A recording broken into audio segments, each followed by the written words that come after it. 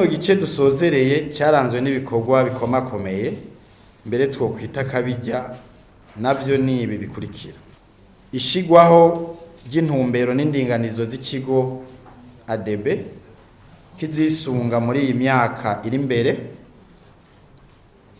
hakaba n'inzira canke ibikoresho ikigo ADB kizisunga mu bikorwa bijanye n'ishingwa ry'imitahe mu Burundi hamwe no korohereza abanyamitahe bahisemo kuyishinga mu Burundi.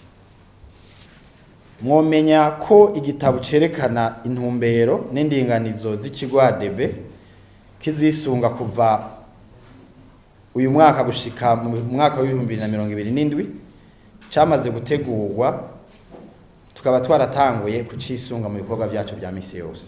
Kubijyanye n'ishingwa ry'amashirahamwe ubu bikorwa hakoreshejwe ubuhinga bwa none ngurukana bumenyi, umuntu akabikora atarinze gutonda mu kigo ADB nkuko byari kera. Ubyifuza yoca kuri www.easybusiness.bi canke www.investburundi.bi. Sico gusa, ubu n'abasaba uburusho butangwa n'itegeko rigenga imitahe mu Burundi bikorwa hisunzwe ubwo buhinga nyene, naho hakiriho tunenge turiko turakosora.